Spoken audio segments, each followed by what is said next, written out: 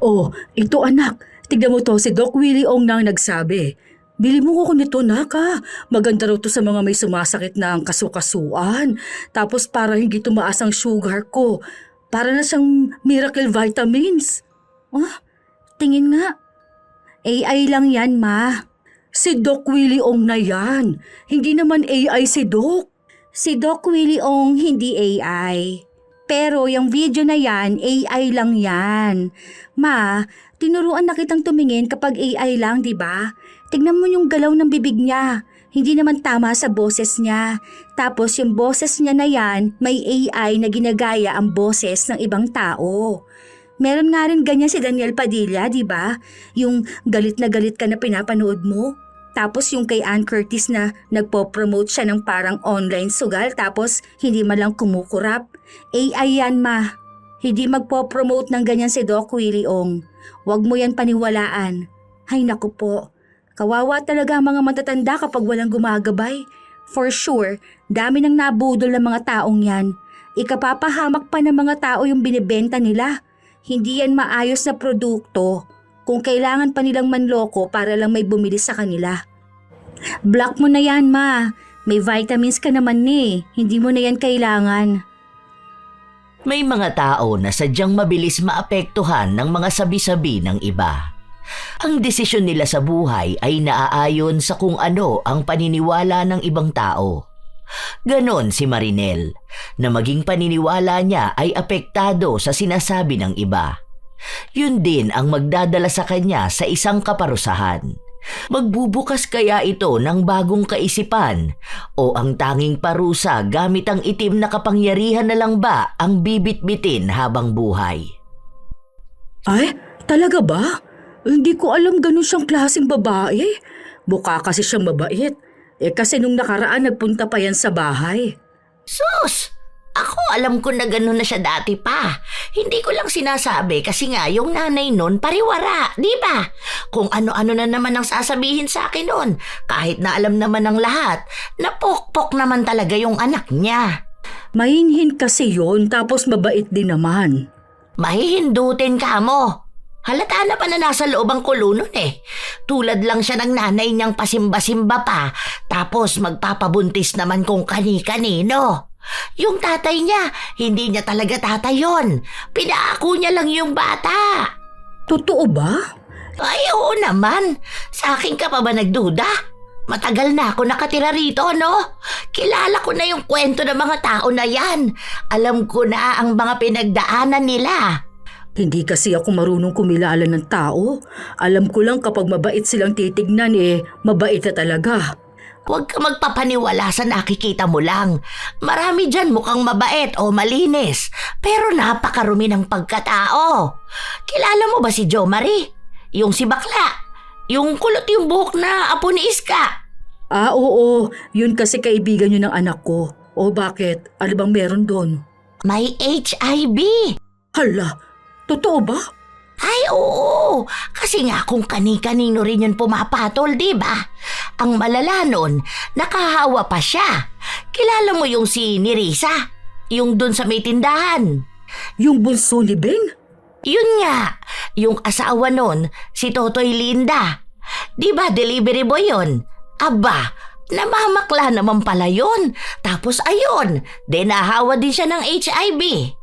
Paano mo naman nalaman? Hindi naman yun sinasabi, di ba? Bawal yun ipaalam ng mga doktor sa kung sino. Yung anak ko nga alam yun kasi nga yung kaibigan ng kaibigan niya may pinsan yun. Tapos ayun yung doktor na nagre-record ng mga HIV dito. Kaya nga hindi ako naglalapit doon. Spray talaga ako ng alkohol May virus yun sila. Nabasa ko na hindi naman yun nakakahawa basta wala kayong kontak. Hindi Sinasabi lang yun ng mga doktor para paniwalain tayo na hindi nakakatakot yung HIV na yan. Ano yan? Kunwari, ganito na magkatapat tayo tapos nag-uusap tayo, no? Kapag natalsikan kita ng laway, mahahawa ka na agad sa akin. O kaya, mahahawakan ka lang nila. Kaya nga parami ng parami ngayon ang may HIV kasi kapag nasa jeep ka, yung katabi mo may HIV. Tapos mahahawa ka na kasi nga nadikit na sa balat mo. Ganun ba yun? Oo naman, napag-aralan yun ng anak ko. Kaya sabi niya, huwag kami magdididikit kung kani-kanino kasi kakaibang virus nga yun. Nakakatakot yun ah. Kaya malamang yung iba dyan may HIV na. Sabihan mo anak mo at tropa nga yung bakla. Natatakot naman ako. Paano kung hindi mo naman sinasadya? Paano yun? O anong gamot doon? Maligo ka lang niya ng may baking soda. Tapos, konting suka. Paano? Gaano kaunti? Mga 1 kutsarita lang, tapos ganon din sa baking soda. Halong mo lang yun sa tubig na ipapaligo mo. Ganon kasi yun. Maraming tulong ang baking soda. Hala, magpapabili nga ako ng baking soda kay Jeneline. Bigla akong kinilabutan, no? Nakakatakot namang mahawa. Paniwalang paniwala si Marinel sa sinasabi ng kanyang kapitbahay. Hindi naman madalas na lumalabas si Marinel ng kanilang bahay, kaya bihira lang din siyang nakakakausap ng kung sino-sino. Halos 4 na taon na rin naman silang nakatira sa lugar na yon at kapag nasa trabaho ang kanyang anak, siya lang talaga ang madalas na naiiwan sa bahay. Ang isa sa ugali niyang lagi nilang pinagtatalunan ng kanyang anak ay ang mga paniwala niyang galing lang din sa ibang tao. Basta sinabi sa kanya, yon ang paniniwalaan niya. Hindi niya aalamin kung totoo ba yun. Katulad na lang ng mga sinabi sa kanya ni Rona. Kaya nung umuwi galing trabaho ang anak, nagtaka ito kung bakit kailangan ng ina ang baking soda. Mamaya maligo ka ha. Magpahinga ka muna at gagawan kita ng ipapanligo mo. Ipapanligo? Ano naman ang gagawin mo dyan sa baking soda? Oh, ano yan? Bakit may suka pa? Oo, para hindi tayo mahawa ng sakit. Sakit? Ha? Anong sakit? Sino bang may sakit? Sa HIV ba? HIV? Oo, kasi yung tropa mong bakla, si Jo Marie, may HIV daw yun. Di ba nung nakaraan nakakausap pa natin yun? Tumalsik na sa atin yung laway nun kaya dapat maligo tayo nito para hindi tayo mahawa. Tapos, lagi ka pang nasa labas. Yung mga nasasalubong mo baka may HIV yun. Ako na munang maliligo ha. Magpahinga ka, magtanggal ka ng pawis mo at maliligo ka rin. Anong pinagsasabi mo ma? Saan mo naman yan narinig? Kay Rona. Yung anak niya raw may kaibigan tapos yung pinsan nun nurse ata o doktor. Basta ganun yun. Tapos ngayon, ang bilis daw makahawa ng HIV kaya parami ng parami ngayon ang case. Tapos itong paraan na to yung gagawin natin para naman hindi tayo mahawaan agad. Nakakatakot Nagpapaniwala ka na naman sa mayema na yun. Walang alam yun sa pinagsasabi niya. Alam mo ma, ikaw lang naniniwala doon sa babae na yun Walang HIV si Jo Marie at kung may HIV man siya, hindi nakakahawa ang talsik ng laway o kaya pagdikit sa balat mo. Nahahawa ng HIV kapag nakikipagtalik sila sa taong may HIV. Anong baking soda na may suka? Nakakasira ng balat yan ma. Magkakarashes ka pa niyan Ano ba naman yan ma? Sabi ko naman sa'yo na hindi lahat ng bagay kailangan mong paniwalaan ha. Hindi lahat ng sinasabi niya dapat paniniwalaan mo. Hindi lahat ng nababasa, naririnig o nakikita mo totoo. Ha? Doktor na nga ang nagsabi nun. Baka si Doktor Kwak-Kwak yun. Tapon mo na yan. Baka magka-rashes ka pa dyan sa ginagawa mo. May maninipis tayong balat. Kaya kapag nasira yon, mangingit-ngit. Hindi mo pa alam magiging epekto ng ginagawa mo sa balat mo, ma. Baka kapag pumasok pa yun sa skin mo, matuyo talaga yung balat mo. Paano yung HIV? Baka naman mahawa tayo nun. Hindi nga, ma. Bakit? May boyfriend ka ba na nakakaromansahan mo, ha? Huwag kang matakot sa HIV kung wala ka namang nakakaromansahan. Saka nagpapasalin ka ba ng dugo sa taong may HIV? Hindi naman, di ba? Kaya mali ang sinasabi niyang laway-laway. Nakakatakot talaga yung HIV, oo. Pero depende yan sa ginagawa ng tao, okay? Hindi ka naman nakikipag one night stand kung kani-kanino. Oh, ganun pala yun. Hindi ko kasi alam. Sabi kasi ni Rona. Sabi niya lang yun. Hindi naman niya pinag-aralan yung sakit. Sabi lang ng kakilala niya na narinig lang din sa kung saan. Nag-iimbento ka pa ng gamot dyan? Ano, scientist kayo niyan? Kaya gulat ako anong gagawin mo sa baking soda eh. Maligo ka na. Basta wag mong isipin yung HIV kung hindi ka naman nakikipagbembangan dyan. Nakakaloka naman talaga oh. Kailangan lagi binabantayan ng matanda. Nasermonan pa ni Jeneline ang kanyang ina. Pinakita niya pa ang mga patunay na mali ang nalaman niya tungkol sa naturang sakit. Pero kahit na ganon, may mga pagkakataon pa rin kung ano-ano ang naririnig ni Marinel na pinaniniwalaan niya. Katulad na lamang noong nakarinig siya ng kwento tungkol sa bakuna. Hindi ka ba magpapabakuna? Maganda nga yun kasi kahit na matanda na tayo, maiiwas pa rin tayo sa sakit sa matres. Alam mo, imbento lang nila yun. Alam mo ba kung anong gagawin nila sa atin? Lalagyan nila tayo ng microchip. Ganun yung gusto ni Marcos eh. Yung para na tayong robot para madali nila tayong makokontrol. Meron bang ganun? Oo, meron na nun. Kinakabit yun sa atin para kapag di tayo susunod sa mga gusto nila, pwede nila tayong mahanap. Kaya halos lahat na ng tao lalagyan nila ng ganun eh. Kaya nga hindi ako naniniwala dyan sa mga baku-bakuna na yan. Mamaya pag uwi ni Jeneline, magtatanong ako sa kanya. Hindi ko alam yung ganyan kasi. Paano daw ba yung ganyan? Inaano ba yun? Hindi naman alam ng anak mo yung ganun. Kasi hindi naman siya naniniwala sa ganun eh. Parang ano yun, yung magiging AI na yung mga tao. Mga robot na ba? Yung iba nga nilalagay sa mata eh. Meron ako napanood na ganon. Tapos yun na mangyayari sa Pilipinas. Grabe na nga ang gustong gawin ng gobyerno sa atin. Kaya huwag tayong magpapabakuna ng kung ano-ano. Baka nga pagiging zombie na yung susunod dyan. Sa ibang bansa meron na kayang ganon. Nakakatakot naman. May nakita akong video na may zombie na silang ginagawa. Kaya nga di yan malabo na magkakaroon na ng zombie sa buong mundo. Kung ganyan ba naman na ginagawa tayong experiment ng mga nasa gobyerno? Paniwalang paniwala si Marinel sa sinasabi ng kanyang kumare, lalo na noong pinanood sa kanya ang video na may mga taong nagkakagulo sa ibang bansa at gustong pumasok sa gate. Halos hindi na rin siya mapakali dahil sa takot na nararamdaman niya. Ilang araw siyang halos hindi makatulog. Hindi niya lang masabi sa kanyang anak dahil naiisip niya na baka mag-alala rin ito at makaapekto sa kanyang trabaho. Hanggang si Jeneline na ang nakapansin ng pagiging aligaga ng ina. Okay lang po ba kayo, ma? May nararamdaman ba kayong kakaiba? May sakit ka ba? Parang ang lalim na ng mga mata mo eh. Parang lagi ka namang napupuyat. Ayan ang sinasabi ko eh.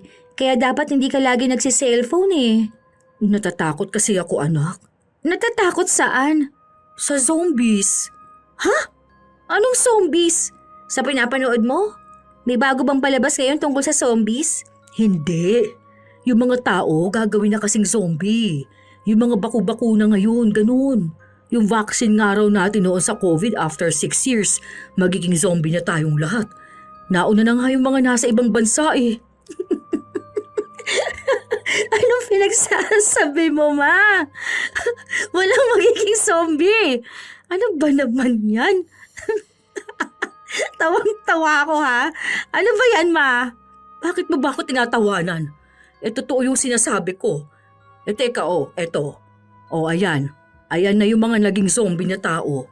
Sa ibang bansa yan ha. Di ba nung pandemic sila yung unang nabakunahan? Ayan na sila. Sila na unang naging zombie. Natatakot na ako.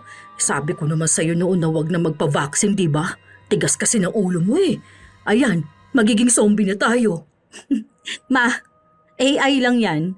Tingnan mo nga, yung babae na to, ayan. Tignan mo siyang maigi ha. Yung kamay niya andito. Tapos kapag lipat niya, ayan, naging 3 na yung kamay niya. Nagpalit pa ng kulay ang damit niya. Ano ba naman yan, ma? Kung ano-ano na lang ang pinag-overthink mo, nakakaloka ka. Ay, Diyos ko, mga matatanda talaga. Dapat iwas na mga matatanda sa social media eh. Lahat na lang nakikita, pinaniniwalaan eh. Walang zombie, ma ha? Hindi tayo magiging zombie. Palabas lang yung mga ganon. Yung paglalagay ng yung chip-chip na ewan, tapos malalaman ng gobyerno yung gagawin natin. Hindi ko alam, Ma.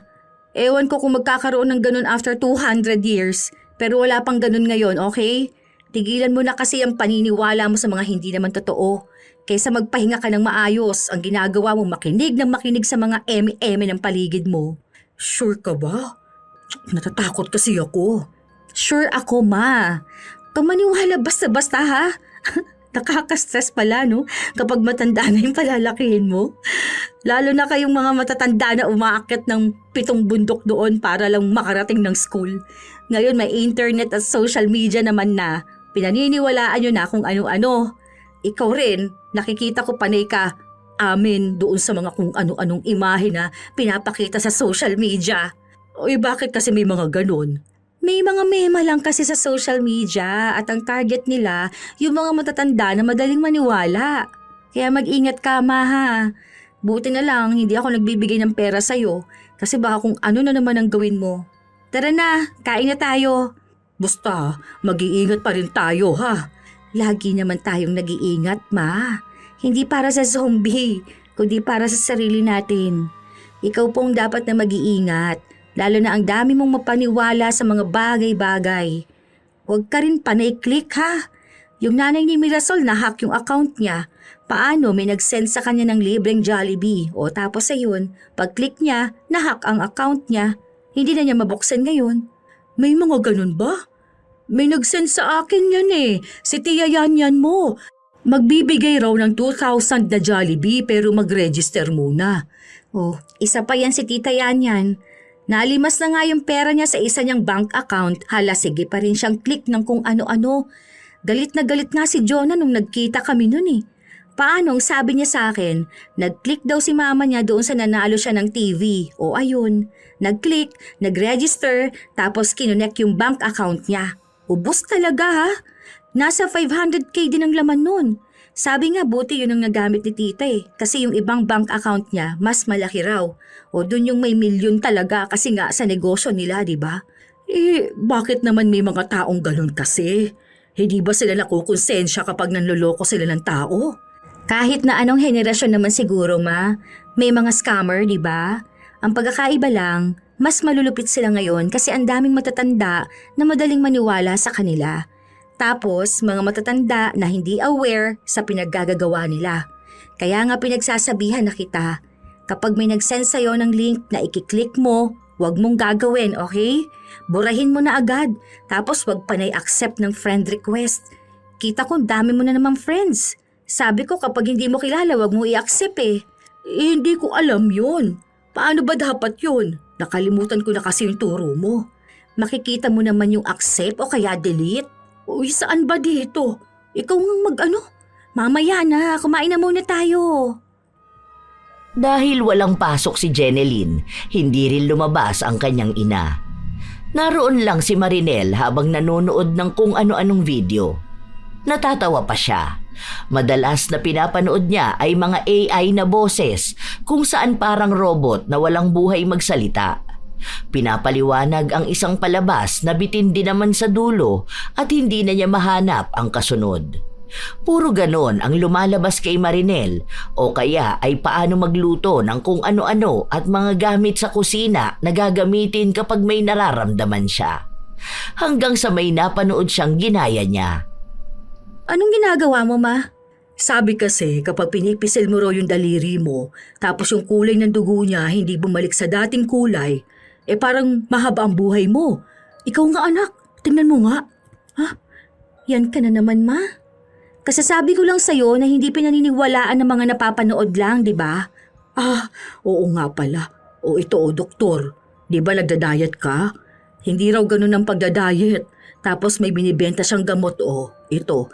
Kasi ang laki na ng pisngi mo. Uy, magiging hugis bigas daw Ganun sa mukha ni Kim Chu.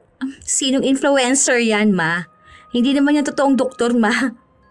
Tingnan mo nga, mali pa yung pagkakasuot niya ng white coat niya. Tapos yung itsura niya mukhang madusing. Kung doktor yan, Ma, hindi ganyan ang mukha niyan. Malilinis ang itsura ng mga doktor. Mga takot yun sila sa germs, kaya wag mong panoorin yan. Ang daming pinagsasabi ni Jeneline sa kanyang ina. Ang dami rin niyang sinabi na babala sa ina at binlock niya rin ang mga tao na hindi dapat mapanood ng ina. Lalo na at nagbabahagi ng mga peking impormasyon na mukhang madaling paniwalaan ng mga matatanda. Ito anak, tingnan mo to, si Doc Willie Ong nang nagsabi. Bili mo ko nito anak ha, maganda raw to sa mga may sumasakit na mga kasukasuan eh. Tapos para hindi tumaas ang sugar ko. Para na siyang miracle vitamins. Tingin nga. AI lang yan, ma. Uy, si Doc Willie Ong na yan. Hindi naman AI si Doc. Si Doc Willie Ong, hindi AI. Pero yung video niya na yan, AI lang yan. Ma, tinuruan na kitang tumingin kapag AI lang, di ba? Tingnan mo yung galaw ng bibig niya. Hindi naman tama sa boses niya. Tapos yung boses niya na yan, may AI na ginagaya ang boses ng ibang tao. Meron nga rin ganyan si Daniel Padilla, di ba? Yung galit na galit ka na pinapanood mo. Tapos yung kay Ann Curtis na nag-promote siya ng parang online sugal. Tapos hindi mo lang kumukurap. AI yan, ma. Hindi magpo-promote ng ganyan si Doc Willie Ong. Huwag mo yung paniwalaan. Hay naku po. Kawawa talagang mga matatanda kapag walang gumagabay. For sure, dami nang nabodol ng mga taong yan. Ikapapahamak pa ng mga tao yung binibenta nila. Hindi yan maayos sa produkto kung kailangan pa nila manloko para lang may bumili sa kanila. Block mo na yan, ma. May vitamins ka naman na. Hindi mo na yan kailangan. Oh, ganun? Pati pala mga artista ginagawa na rin nila ng AI? Oh, grabe naman pala. Nakakatakot yan sila, ma. Kaya huwag kang magpapaniwala sa kanila. Ang kailangan dyan, suriin mong mabuti bago ka maniwala. Mas lalala pa yung mga manloloko na yan. Panay lang ang tango ni Marinel sa mga sinabi ng kanyang anak. Pero mukhang hindi niya isinasapuso yun, kaya madalas na pinaniniwalaan niya pa rin ang kanyang mga nakikita. Hanggang sa isang araw, lumabas siya ng bahay para magwalis. Nakita niya si Rona. Hindi naman niya ito tinawag dahil kusaan na lang siyang pinuntahan para makipag-usap. Si Maring Jubel, may cancer! Oh? Uy, paano mo naman nalaman? Sinabi niya sa akin, sa matris nga raw eh. Sabi ko nga sa kanya maghanda na siya at malapit na kako siyang mamatay. Grabe naman. Hindi naman siguro no. Yung pinsan ko nga may cancer yun pero nagamot naman niya. Tsaka depende naman yun sa stage ng cancer niya, di ba? Hindi ko alam kung anong stage na. Pero naiyak nga siya kasi pinayuhan ko siya na mag-enjoy siya sa buhay niya. Yung mga anak niya, kako, ganun. Yung pamilya niya, maipagbanding siya. Kasi baka hindi na siya umabot ng New Year. Hala, kawawa naman siya. Mabait pa naman yun. Kawawa naman mga anak niya. Ang babata pa ng mga yun eh. Alam mo ba bakit yun nagkaroon ng cancer? Wala kasing ibang ginawa kundi ang magalit. Dala ng stress kaya nagkaroon ng cancer. Nung sinamahan ko yung pinsan ko, hindi naman daw totoo yung sabi ng doktor sa kanya. Kasi nga, yun laging magagalitin dahil nga makukulit ng mga batang mga anak. Naku, mali yung doktor na yon. Ayaw nilang sabihin ang tunay na dahilan kung bakit nagkakaroon ng kanser ang isang tao. Dahil kapag wala nang may kanser, wala na silang gagamutin, hindi ba? Kaya kunwari, hindi tungkol sa stress yun. Ang dami nang bawal sa kanya noon. Saka nag-iiwas na rin ako sa kanya. Baka mahawa ko eh. Talsik lang ng lawa yun. Naku, nakakahawa na. Paniwalang paniwala na naman si Marinel. Kaya nung umuwi ang kanyang anak ay naikwento na naman niya ang naging usapan nila ni Rona. Ang OA naman ni Ate Rona. Hindi pa cancer yung kay Ate Jobel. Nakausap ko yung anak nun. Papunta pa lang sa cancer. Kumbaga, kung mapapabayaan yung problema niya, magiging cancer na. Pero ngayon may iniinom siyang gamot, yung 300 ang isa. Kapag nagtuloy-tuloy siya sa gamutan, matutunaw pa yon para hindi maging cancer. O ka mo magkwento ng tao na yon. Tsaka huwag ka nga magpapaniwala sa tao na yon, ma.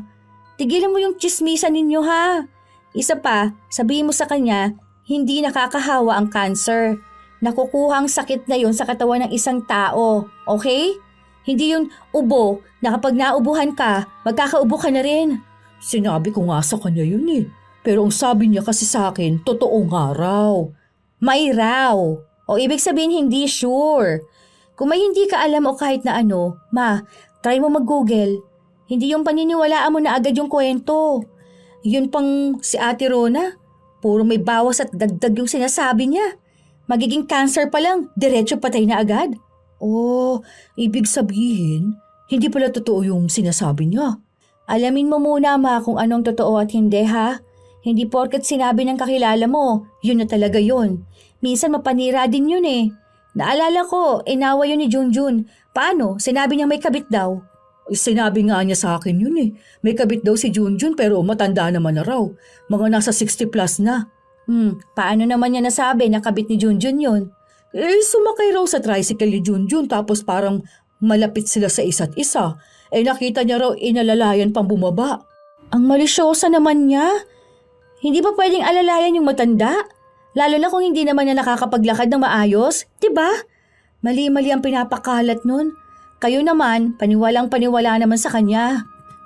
Ang sabi niya, nakita niya raw kasi na lagi magkasama. O tapos kaya raw laging may dalang pagkain si Junjun kasi nga galing dun sa kabit niya. Nagtatrabaho yung tao, malamang. Tsaka lagi yun nasa palengke. Malamang bibili na yun bago siya umuwi. Ang gulo lang kamo ng babae na yun. Ginugulo niyang buhay ng iba.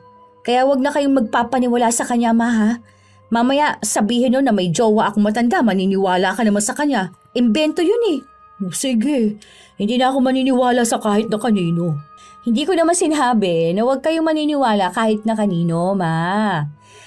Ang inaano ko lang, huwag ka maniwala ka agad. Ang gawin mo ganito. Diba kapag may nakakausap ka, pwede mo namang pakinggan yung sasabihin niya.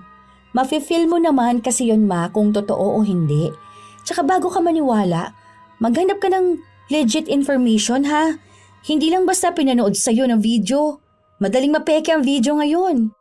Kailangan mong isipin muna kung ang sinasabi ba ng kausap mo totoo. Oo na, sige na. Teka iba nga pala tayo anak. Mag-grocery ba tayo ngayon? Ikaw na lang hindi na ako sasama. May gagawin pa kasi ako eh. Bukas bigyan kita ng pera ha bago ako umalis. Makikita kasi kami ni na Sam. Hindi ko alam saan kami pupunta pero gabi na ako nun makakauwi. Sige. Sakto paubos na rin kasi yung bigas natin. Tapos yung gasol natin, bukas na lang din ako magpapadeliver. Tandaan mo. Baka maulit na naman yung nangyari nitong nakaraan. Bumili ka ng hindi na naman natin kailangan dahil lang sinabi sa'yo ng nagtitinda na ganito, ganyan. Kung ano lang ang kailangan, yun lang ang bibilhin ha. Huwag sa sobra. Huwag din naman kukulang. Baka bukas sabihin mo may nabili ka na naman. Oo naman, hindi na. Ay! Tingnan mo tong post ni Yana. Tingnan mo anak. Nakita mo na ba to? Sinong Yana? Yung anak ni ate mo, Inday. Yung dating naglalako ng tinapa. Anong meron sa post niya? Hindi naman kami friends niyan. Tungkol sa sex education. Naiinis dito si Rona kasi malandi nga raw. Sex education lang, malandi na agad. Sa ibang bansa nga pinag-uusapan yan. Dito kasi sa Pilipinas, mga conservative na tao kaya ang daming kabataan na buntis kasi hindi natuturuan ng safe sex. Okay naman tong post niya. Anong mali dyan? Baka mali lang nakikita ni Ate Rona. Nakikita niya raw kasi yan na iba't ibang lalaki ang kasama. Kaya raw gusto niyang pag-usapan tungkol sa sex para kahit papaano magkaroon ng maraming lalaki at kasex mga kabataan. Hala! Imbento na naman yung matanda na yun. Hindi ganoon ang sex education. Kasi nga raw tinuturuan yung mga bata kaya gagawin na rin nila. Kahit hindi mo sila turuan ginagawa na ng iba yun.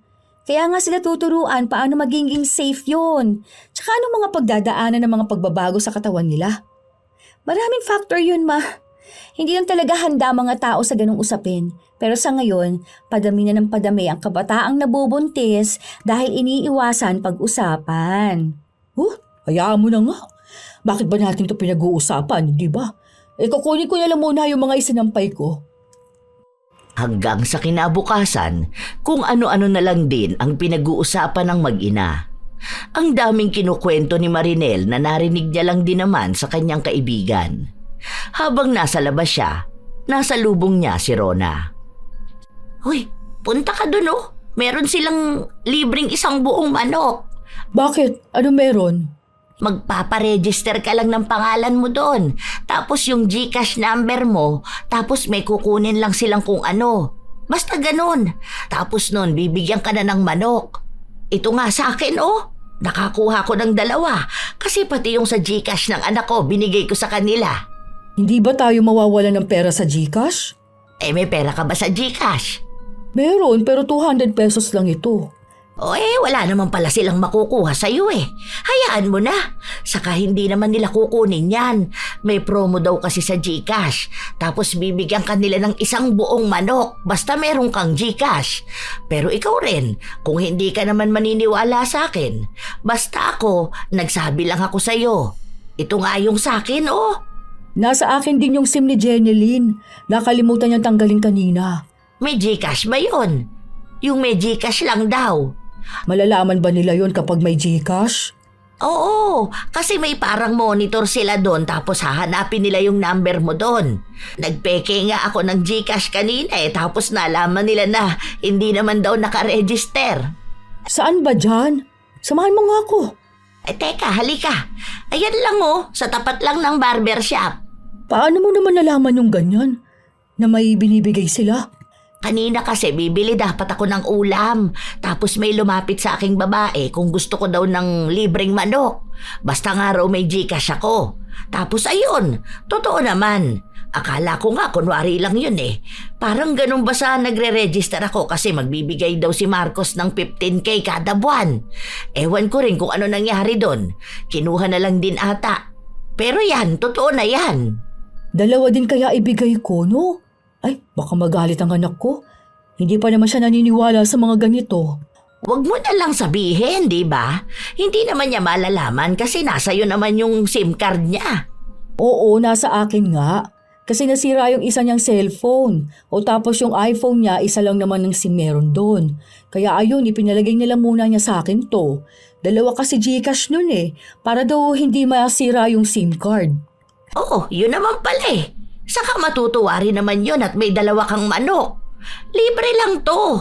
Doon ka na lang magpalista. Ang daming ang tao dyan kanina. Oh, ayan sila. Te, magpapaano rin daw siya dun sa promo ng GCash. Hello, magandang araw. Ay bali wala kasi yung anak ko nasa labas pero nasa akin naman yung SIM niya. Bigay mo na SIM mo. Tapos may code pa sila diyang kukunin para totoo nga na gumagamit ka ng GCash. May nararamdamang mali si Marinel, pero isinantabi niya ang mga yon.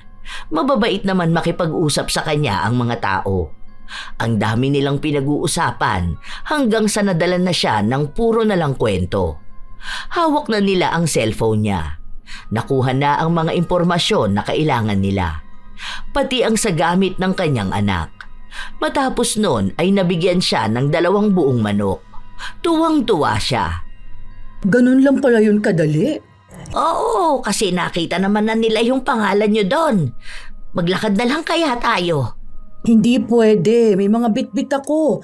Sabay ka na lang sa akin umuwi, sasakay naman ako eh. Ako naman magbabayad. Buti pala hindi ako bumili ng manok O pwede na to, malaking tipid na rin ito. Malaking tipid talaga Walang kahirap-hirap nakakuha tayo ng ganito, di ba? Buti na lang din alerto ako.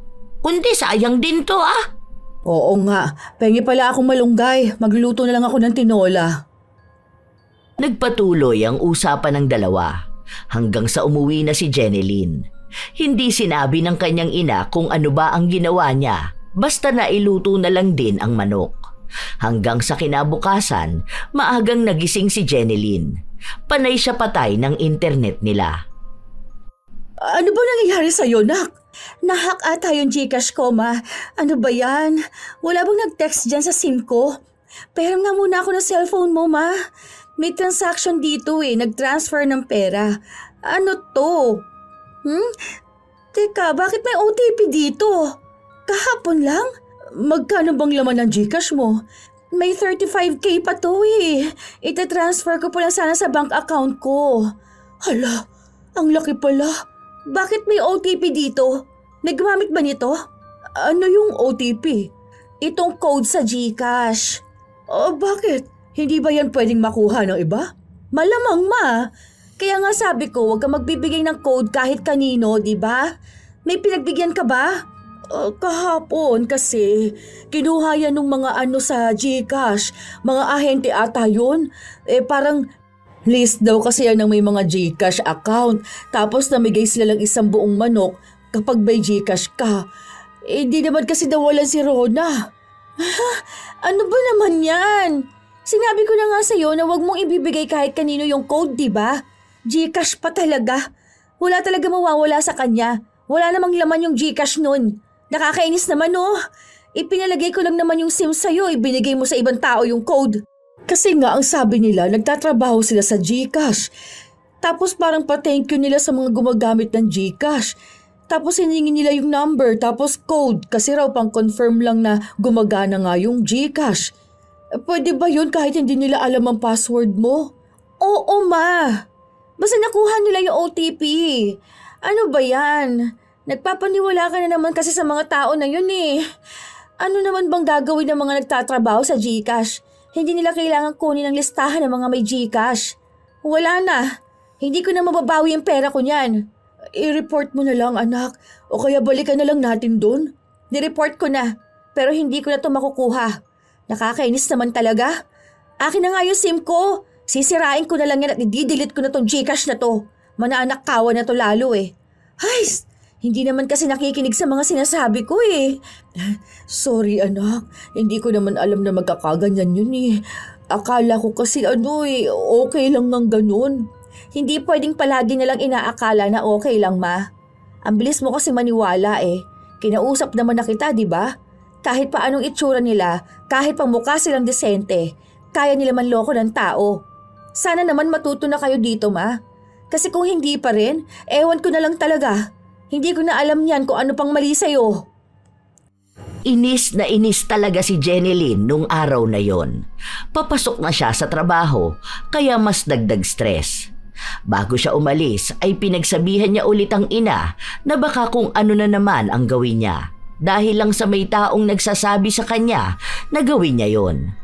Gamitin niya raw ng mas maayos ang kanyang utak para hindi siya naloloko ng kung sino lang. Kaya nung kinahapunan, lumabas ng bahay si Marinel para sabihin sa kanyang kaibigan ang nangyari sa pera ni Jenilyn. Sus! Baka naman kamo hindi totoong nawala yung pera ng anak mo. Baka naman ginastos niya yon ano? Baka ginagawa niya lang yung dahilan para masisi ka. Ikaw naman kasi takot ka sa anak mo eh. Hindi naman magsisinungaling yung anak ko. Kung nawalan siya ng pera, nawalan talaga siya. Hindi ko naman alam na ganun yung mangyayari sa GCash niya eh. Sana pala hindi na lang ako nasilaw dun sa manok. Mas malaki pa yung nawala eh. Wala naman nawala sa akin. May laman ba GCash mo? Oo naman. May 500k ako sa GCash ko, no? Ang sabi mo kahapon 200 lang. Joke ko lang iyon. May 500k kaya ako. Sa GCash ko lang nakalagay. Hindi naman nawawala. Kahit na nagbigay ako ng code doon sa may agent, wala naman nawala kahit na magkano sa akin. Baka yung anak mo may problema niyan kaya nawala. Sinisi ka lang talaga niya. Bakit ang dami mo namang pera? Abay malamang, may business ako, di ba? Alin doon? Yung nagbebenta ka ng ukay-ukay? Kumikita ka na kaagad doon ng pera para makaipon ng 500k? Oo naman. Kaya nga sabi ko sa'yo na mag-business ka na lang din, di ba? May pera naman ang anak mo. Pwede kanyang bigyan ng puhunan. Para naman kamo makaipon kayo ng pera. O kaya para di ka naiinip dito sa bahay. Total, ayaw ka naman na niyang magtrabaho, di ba? Paano naman ako magnegosyo ng ganyan? Matagal ko na rin gusto ng negosyo kaso hindi ko alam kung paano. Yung lutong ulam sana kaso lang medyo nanginginig na tong mga kamay ko.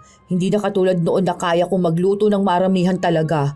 Pero sabi naman ni Jenilyn na kung gusto ko ng negosyo, bibigyan naman niya ako ng puhunan. Ayun naman pala. Magnegosyo ka na lang din. Ganito sa akin. Kuha ka sa akin ng mga ukay-ukay. Ako na lang kukuha sa supplier ko. Ako lang naman kasi ang kinakausap nun eh. Kaya hindi ka doon makakakuha sa kanya. Hindi ko naman yung tutubuan eh. Parehas na tayo niyang may ukay-ukay. Baka naman mawala na ng bibili sa'yo. Hindi yan. Doon naman ako sa bahay ng anak ko nagpupwesto, di ba? Hindi naman dito sa tapat ng bahay ko. Malayo pa rin yun. Sa kabilang kanto ko eh. Mga magkano kaya ang puhunan sa ganyan, ano? Mga 20K pwede na yan. Mga magagandang dress na yon, tapos may shorts, ganon. Tapos ibang pambata na damit. Malakas dito mga pambata kasi ang daming bata eh. Pero kung gusto mo lang naman ha. Kausapin ko muna si Jenilyn pag uwi niya. Sure ka ba dyan ha na maganda magbenta ng ukay-ukay? Tsaka yung pagkukuhanan ng damit, yung hindi naman mukhang basahan. Oo naman ah. Tingnan mo nga yung akin. Kumbaga kapag binili mo ng isang sako nun, nasa 5 pesos lang isang damit. Tapos ibebenta mo yan ng 200 isa. Kasi nga, ang gaganda pa. Tapos mga bago talaga. Yung iba dun may mga tag pa. Tapos branded. Hindi naman yun mahahalata na ukay basta labahan mo lang. Yung mga medyo pangit, benta ko dun mga 90 pesos to 150 pesos. May bumibili naman kasi unique daw yung mga damit. Hindi siya ganun sa mga ukay-ukay na pangit talaga na mukhang lumubog pa sa baha. Ganun siya. Hindi mo ba nakikita yung mga tinda ko? Hindi naman ako napapadaan doon sa bahay ng anak mo, di ba? Hindi naman ako gaanong umaalis ng bahay eh. Maliban na lang kung may bibilhin ako sa palengke. Eh hindi naman doon ang bahay ng anak mo. Hindi rin naman madadaanan pa uwi. Basta, ganun. Maganda talaga yon. Pero kung gusto mo namang tingnan muna, tara doon sa bahay ng anak ko. Makikita mo doon yung mga damit. Sumama naman si Marinel papunta sa kabilang bahay. Doon niya nakita na ang gaganda nga ng mga damit. Kung ano-anong pinagsasabi sa kanya ni Rona na mabilis niya lang din namang pinaniwalaan. Kaya nung umuwi ang kanyang anak ay sinabi niya yon.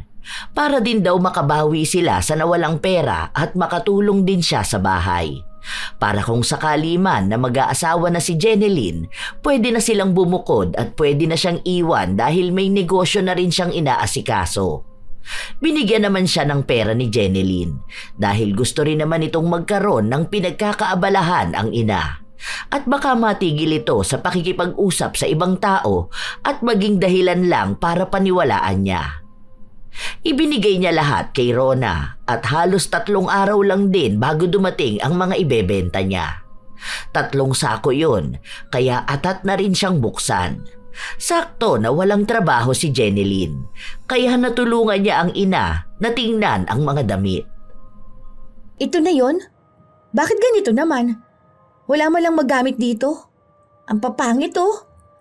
Mga basahan naman to eh. Bakit ganito? Lahat ng sako puro basahan, 20K na to. Akala ko ba may kasama to mga bag at sapatos? Sabi ni Rhoda, lalaban lang daw yan, gaganda na yan. May pantanggal naman ng mga mantsa, di ba? Tapos babango na rin yan. Hindi na yan madadala sa paglalaba, ma. Tingnan mo nga ang itsura ng mga damit, kakaiba. Butas-butas pa. Tapos ang papangit. Parang binasahan na tapos itinapon. Tapos ang ginawa, ibinalo tapos ibinenta sa'yo. Ayoko niyan. Ibalik mo yan. Ako na lang ang hahanap ng pwede mong pagkuhanan. Hindi mo mababawi yung puhunan mo dyan. Walang kwenta yan. Teka, i-chat ko lang si Rona ha. Ang sabi niya kasi magaganda eh. Nakita ko naman yung binibenta niya dun sa tapat nila. Ang gaganda naman talaga. Hindi halata na ukay-ukay lang yun. Baka kinurakot na niya yan. Nag-order siya ng pangit na mga damit at mura lang. Kung aayusin natin yan, baka wala pa sa kalahati yung matino dyan. Hindi naman pwedeng ganyan, ma. Bawiin mo yung pera mo sa kanya ha. Ipababalik ko kamo yan doon sa supplier niya. Sabi niya ganyan lang daw talaga yun kasi pipiliin naman daw yan. Picturean mo, ma. Pakita mo yan sa kanya. Hindi yung ganyan. Kamo siya talagang susugurin ko kapag hindi niya ibinalik to sa supplier niya. Idedemanda ko silang dalawa. Ano, basurang ibibigay nila? Talagang galit na galit si Jenilyn. Kaya wala na ring nagawa si Marinel kundi ang kulitin ang kanyang kaibigan. Kinausap pa nga ni Rona ang dalaga pero sadyang hindi pumapayag si Jenilyn. Doon na lang umamin si Rona dahil tumatawag na ng pulis ang dalaga para magreklamo ng panloloko. Sinabi niya na nagpalit siya ng pinagkukunan ng damit at mura lang binili niya. Pang-sample lang naman daw dapat yon, kaya ibinalik ni Rona ang pera at sinabi ni Jenilyn. Kinausap ulit ni Jeneline ang ina at sinabi sa kanya na wag na siyang kukuha kay Rona dahil siya na lang ang bahala. Hindi rin kasi sinabi ni Marinel na kay Rona siya kukuha dahil lang sabi niya lang sa kakilala niya na nagbebenta rin ng ukayan. Hanggang sa lumipas ang ilan pang mga araw, ibang negosyo na lang ang ginawa ni Marinel. Nagbenta na lang siya ng mga gulay sa tapat ng kanilang bahay. Malaki ang kita dahil nauubos kaagad. Sa halip kasi na magpunta pa ng palengke, may mabibilhan sila na mas malapit. Ang galing ng business mo, ano? Ang daming bumibili. Kanina nakita ko ang dami pa nitong kamatis. Ngayon halos iilang piraso na lang yan, no? Ubus na nga rin yung mga bawang at sibuyas ko eh. Dadamihan ko na lang ng bili bukas. Buti hindi sumasakit ang katawan mo. O kaya ang ulo mo. Minsan masakit ang ulo ko pero wala naman yun eh. Normal lang naman yung ganito, di ba? Hindi normal yung ganyan, no? Masyado ka kasing exposed sa mga gulay kaya ganyan. Masakit sa ulo yon, lalo na kapag marami kang bawang o sibuyas na hinahawakan.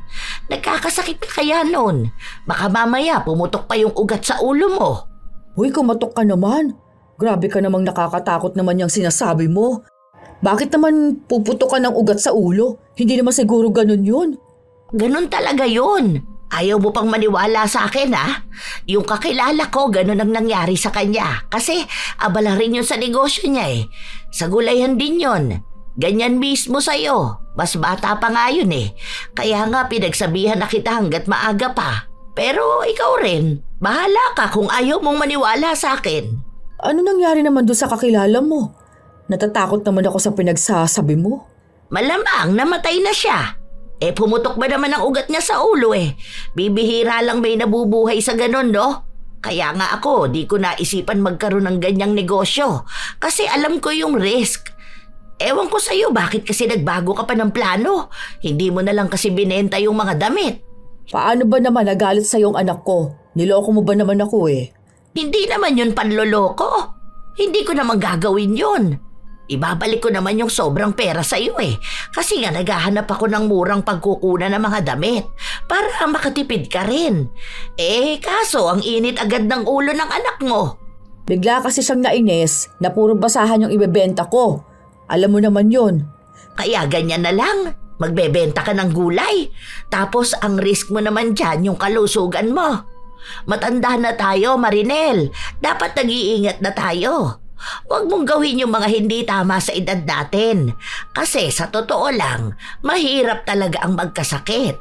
Ikaw lang din naman ang mahihirapan dyan sa ginagawa mong ganyan. Pero ikaw, baka sabihin mo naman pinakikialaman ko yung ginagawa mo. Basta ako, nagsasabi lang naman ako. Natakot si Marinel sa sinabi sa kanya ni Rona. Kaya nung nakaramdam siya ng sakit ng ulo, agad niyang niligpit ang mga gamit. Maaga ring umuwi nun si Jeneline, kaya nagulat siya nung naabutan na nakaligpit na ang binebenta ng kanyang ina. Ang dami pa naman itong ibebenta mo, ma. Bakit mo naman niligpit agad? Baka may bibili pa, akalain ubos na. Ang aga mo maglinis. Hindi na ako magbibenta niya, nak. Ibang negosyo na lang ang gagawin ko, ha? Ha? Bakit naman? Akala ko ba sabi mo gusto mo to dahil ang lakas ng benta mo o tapos pinupuntahan ka na talaga dito?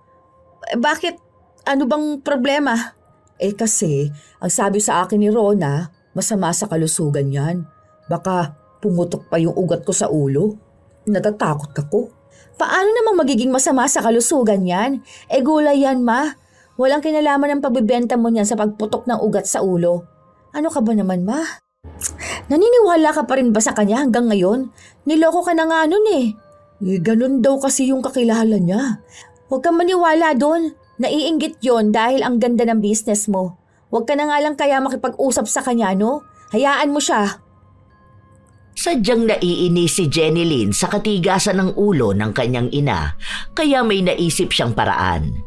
Nung nakaraang gabi, may nakilala siyang isang kaibigan na gumagamit ng itim na mahika. Ayaw naman niyang bigyan ng malalang sakit ang ina.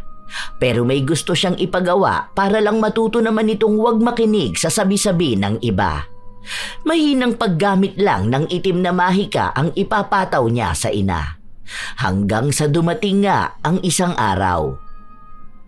Bakit nagbebenta ka pa rin yan? Hindi mo talaga pinaniwalaan yung sinabi ko sa'yo? Okay lang. Ikaw rin naman ang mahihirapan yan sa ginagawa mong ganyan eh.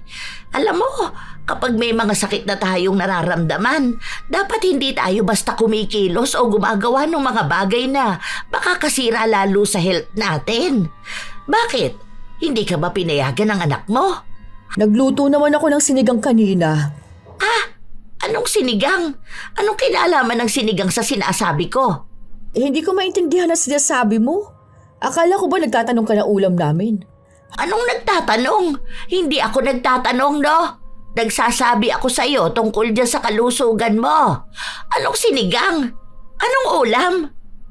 Ang weird mo naman. Ang layo naman nun sa ulam. Ha? Hindi ko talaga maintindihan. Ayan, nakita mo na. Apektado na ang utak mo. Huwag ka na kasi magtinda. Bakit parang kapag nagsasalita ka alam mo yung parang bulol tapos hihina ang boses mo tapos ibang lengguwahe naman ang sasabihin mo. Para kang baliw.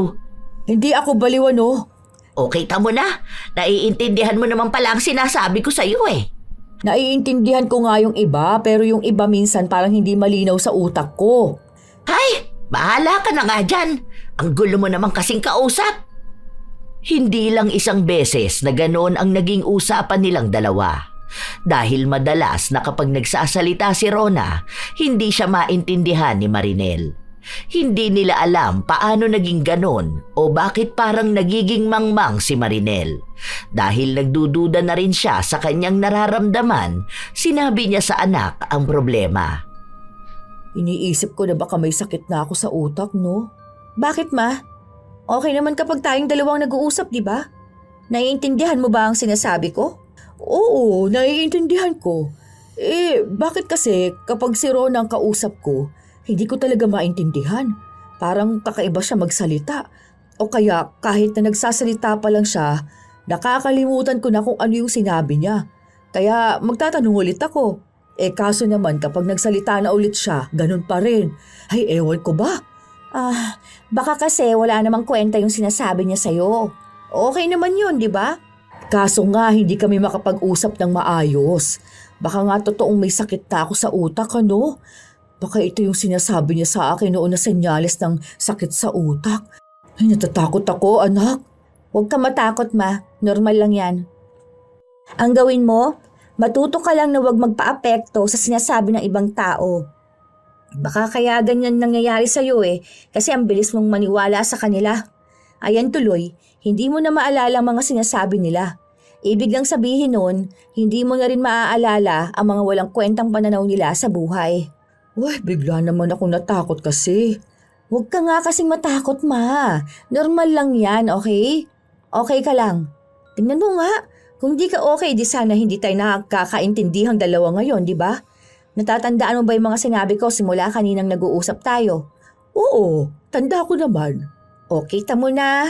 Ibig sabihin okay ka lang. Baka hindi lang talaga tinatanggap ng utak mong sinasabi ng iba para wag ka namang maniwala sa kanila. Hayaan mo na. Okay na yan. Basta tayong dalawa nagkakaintindihan. Tsaka, alam mo yung binibili nila? At marunong ka pa rin naman magbilang. Kahit na ganon ang sabihin ni Jenilyn sa ina, hindi pa rin naaalis ang pag-aalala ng ginang. Lalo na at hindi lang naman si Rona ang nakakausap niyang hindi niya maintindihan ang sinasabi. May mga nag-aabiso sa kanya na magpatingin na sa doktor dahil baka malapit na siyang mamatay pero nawawala na yon sa utak niya. Hindi niya maintindihan kung ano ba ang ibig sabihin nun. Isang araw, inatake ng hika si Jenilyn kaya hindi ito nakapasok sa trabaho.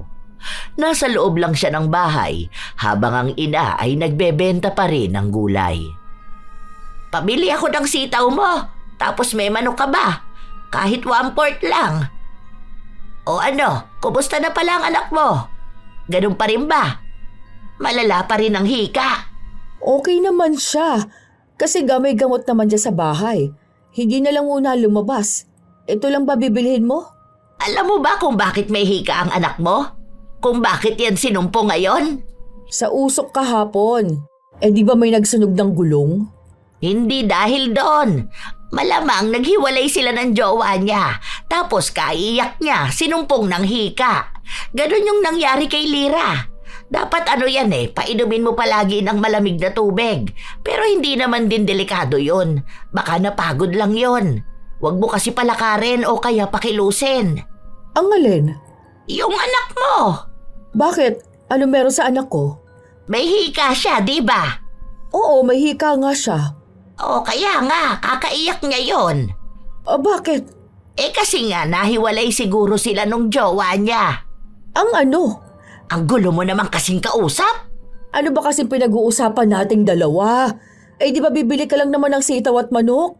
Oo nga, pero pinag-uusapan din natin ang anak mo. O bakit? Ano ba meron sa anak ko? May hika nga siya. Alam ko na may hika siya, kaya nga hindi siya nakapasok kanina. Tinuturuan nga kita para hindi sumpungin ng hika ang anak mo. Ano bang tinuro mo sa akin? Lagi mong painumin ng malamig na tubig, tapos wag mong pakilusin palagi. Huwag mauusukan, huwag papawisan, kasi baka mapasama lalo ang anak mo. Ano? Gets mo na ba ako? Hindi. Nakakainit ka naman ng ulo. Bakit maganyan ka? Sinasadya mo ba yan? Ganito ako? Oo, hindi ka makaintindi. Nakakaintindi naman ako. Bakit hindi mo maintindihan yung payo na bigay ko sa'yo tungkol sa anak mo? Ang alin ba? Yung payo ko nga kanina. Hindi ko alam. Hindi ko kasi talaga maintindihan. Ang gulo mo kasi magsalita Hayaan mo na nga. Akin na yung binili ko. Na-stress lang ako sa pinag-uusapan natin. Hindi na gumagana ng maayos ang utak mo. Nakakainis kang kausap. Ayoko pa naman sa lahat yung ganyan. Paulit-ulit tapos parang wala namang naiintindihan. Bakit nagagalit ka? Bumibili ka lang naman sa akin. Oo na. Bilisan mo na dyan. Magkano ba yan? Madalas na ganun silang dalawa mag-usap. Kaya hindi na makapagsalita minsan si Rona. Nahihirapan siyang magpaulit-ulit at ipaliwanag kung ano ba ang nais niyang sabihin. Kaya sa huli, hindi na lang din siya nagsasalita. Ang dami pa namang mga maling paniniwala ni Rona na gusto niya ring paniwalaan ni Marinel. Alam mo ba, may nakilala akong apam sa online. Ang bait niya Ang lambing niya pa. Nakakatuwa ngang kausap Ano, boyfriend mo na ba siya? Hindi ba no? Kakakilala nga lang namin, di ba? Ang bilis namang kung jowa agad. Kinakausap ko lang siya. Pupunta nga raw yun dito sa Pilipinas. Buti nga raw nakausap niya ako kaya may dahilan para bumisita. Magkikita kayo? Okay yun Mayaman naman ba? Oo, meron siyang yung may malawak na lupa sa Texas. Tapos may mga property din sa iba't ibang bansa. Tapos dito sa Pinas, gusto niya rin daw bumili. Tapos sa akin siya magpapasama. Gusto niya na dito na lang din siya tumira para daw makasama na niya ako. Ganon. May isa siyang anak pero malaki na. Tapos hiwalay naman sa asawa. Mabait. Lagi kong kachat. Okay din yun Kasi kung magiging asawa mo na siya, di ba? Tsaka ikaw, wala ka rin namang asawa Pwede na rin kayong dalawa basta tanggap ninyong isa't isa. Alam mo, may friend yun. Mas bata sa kanya ng ilang taon tapos ang pogi. Yun naman may 3 anak. Pero patay na yung asawa niya. Gusto mo ba ipakilala kita? Kanino? Doon nga sa kaibigan ng apam ko. Bakit naman? Yan ka na naman Ang gulo mo na namang kausap niyan. Ano ba kasi yun? Hindi nga kita maintindihan. Ganito, yung apam na kausap ko. Gets mo? May kaibigan siya. Ano sabi ko? Yung afam mo may kaibigan. Oo, ipapakilala kita. Gets? Hindi. Ay, ano ba yan? Ganito, ibibigay ko na lang yung number mo. Gawa ka WhatsApp. Para saan? I-chat-chat ka nga doon. Nino?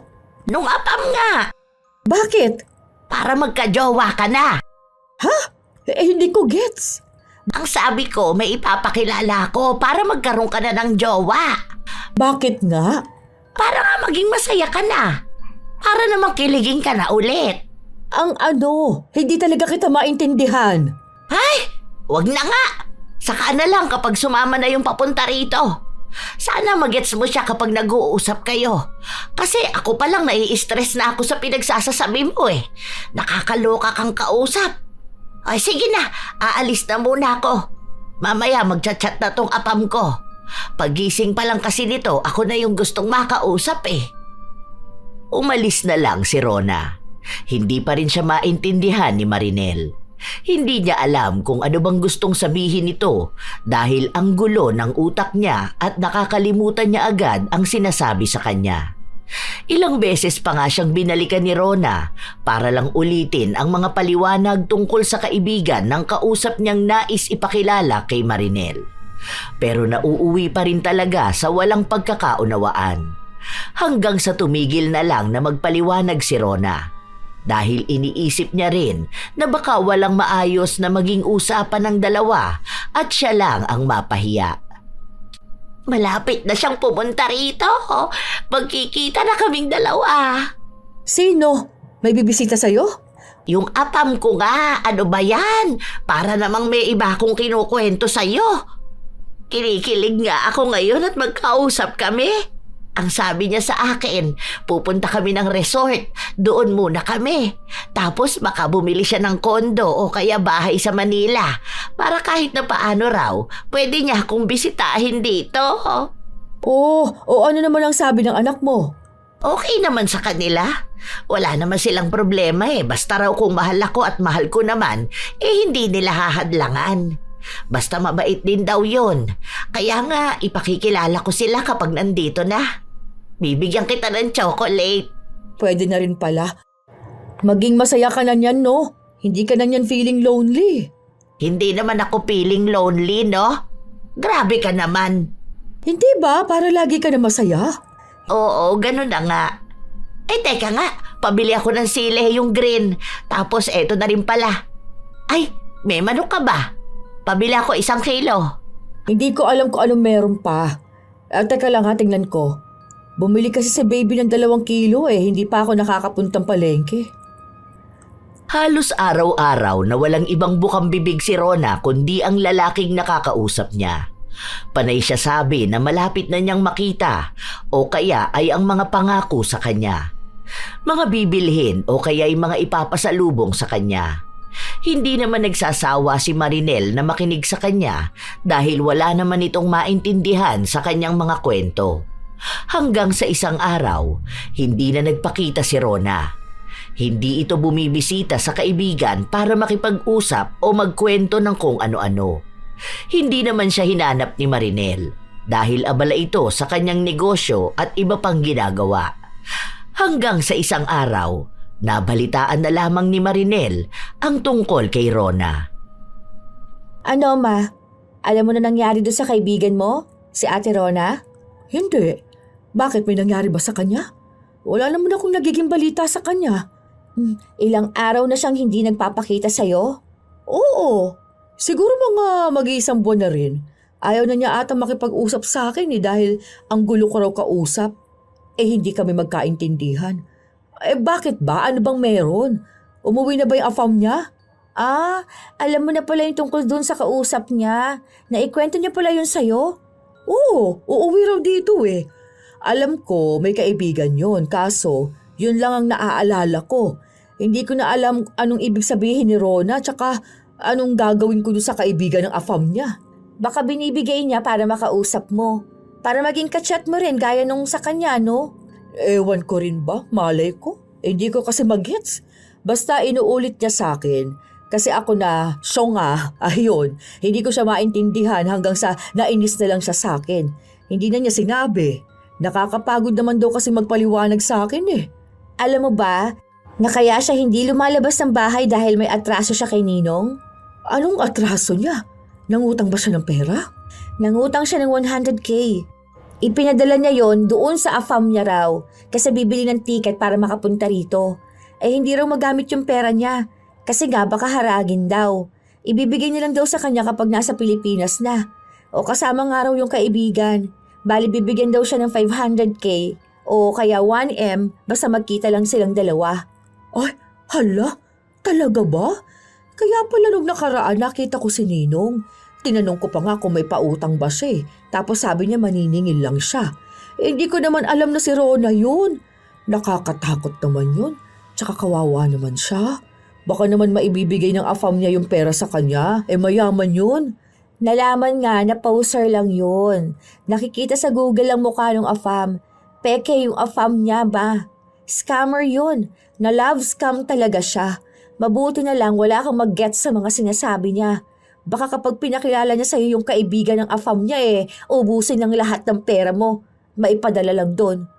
Mga matatanda na walang asawa ang dali ng mga love scam, no? Hala, buti na lang talaga, no? Paano niya kaya mababawi ang pera niya? Nagsumbong na ba siya sa mga pulis? Bawiin niya yun tapos ipakulong niya yung mga nag-scam sa kanya. Hindi pa pwede yung ganyan. Hindi na niya mababawi yun. Scammer yun. Tapos hindi niya alam kung anong location yung pinagpadalhan niya. Hindi niya alam ang totoong mukha Kaya wala na siyang ibang magagawa nun kundi umiyak na lang kasabay nung paggalit ng mga anak niya. Malamang, hindi na rin maiiwasan na magalit ang mga anak niya. Malaking halaga ba naman yung nawala sa kanya? Tapos utang pa. Bakit kasi ang bibilis ninyong maniwala kapag may sinasabi sa inyo, no? Dahil ba sa matanda na kayo? O ibang generation nyo? Ay, ewan. Kasi madalas na nakikilala ko o nababasa ko mga naloloko, puro mga ganyang edad sa inyo Hindi ko alam. Basta kapag mukhang totoo paniniwalaan naman. Hindi ko rin naman alam na malala yung mga scammer ngayon. Ang dami nilang paraan na ginagamit. Magbabayad pa si Rona kay Ninong. Grabe pa naman yung maningil. Tapos sawi pa siya dahil hindi pala totoo yung boyfriend niya. Nakikita mo na ba, Ma? Kung ano mangyayari kapag hindi ka nag-iingat. Kapag naging utu-utu ka, ha, Ma? Ganun mismo yung ginawa mo nun Kaya nga inis na inis ako nung binigay mo yung GCash ko. Ang laking perang nawala sa akin, ha? Tapos nagpauto ka pa sa business mo. Buti yun na ibalik sa akin. Tapos yung mga kung ano-anong paniniwala na hindi ko alam kung saan mo ba napupulot. Kaya nga, feeling ko nga malaking tulong tong nangyari sa akin. Kasi totoo naman talaga na utu-utu ako.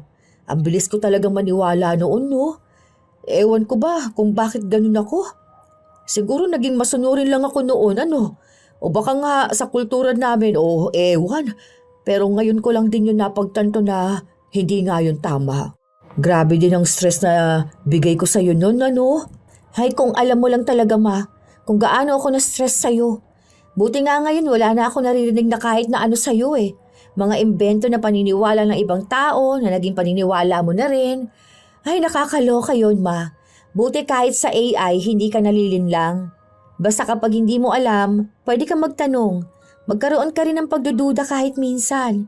Hindi naman masamang sumalungat sa ibang paniniwala. Sinabi mo pa. Kaya ngayon, hindi na talaga ako basta maniniwala sa ibang tao. Tsaka salamat at nailigtas ako ng kasyongahan ko na to. Panay tanong ng ano yun, bakit? Kaya ayun, nawala ng interes yung gustong manloko sa akin. Minsan talaga nakakatulong din yung ganyan para layuan ka ng mga manloloko. Kasi sila na yung unang mapapagod na magpaliwanag sa'yo kung paano ka nila lolokohin, Ma. Inoobserbahan muna ni Jeneline ang kanyang ina kung dapat na bang ibalik ang maayos niyang pag-unawa. Kung totoo nga bang hindi na ito magiging mapagpaniwala. Hanggang sa tuluyan na nga niyang inalis ang kulam. Unti-unting bumalik sa dating pag-iisip niya si Marinel. Pero naging mas wais na siya. Hindi na basta siya naniniwala sa sinasabi ng ibang tao at sa mga nakikita niya. Halos 1 buwan ang lumipas, nagpakita na naman sa kanya si Rona. Hoy, ang tagal mong nawala ha? Ano? Kumusta ka na? Bayad ka na ba kay Ninong? Loko ka talaga? Sa dami na magpapaloko, ikaw pa talaga? Nagulat lang ako Akala ko kaya di kita nakikita dahil umalis ka na at sinundo mo ng afam mo. Ayun pala, nagtatago ka na sa utang mo. O ano palang balita doon? Nakausap mo na ba si Ninong? Pinakiusapan mo na muna sana. Yung anak ko na ang nagbayad. Kinausap namin na baka pwedeng maghulugan. Nakaka-stress nga at nakakahiya Yung kaibigan ng manlolokong apam na yon, binigay ko kay Lourdes. Tapos nalaman ko na hinihingian din pala siya ng pera. Kaso hindi siya nagpauto. Tanga lang talaga ako. Ay, buti na lang hindi sa akin napunta, no? Oo nga. Buti na lang hindi mo ako naintindihan nun. Kundi yari ka rin doon. Baka galit na galit din sa'yo anak mo. Mga anak ko galit na galit sa akin eh. Ang tanda ko na raw nakikipagbulahan pa ako sa apam.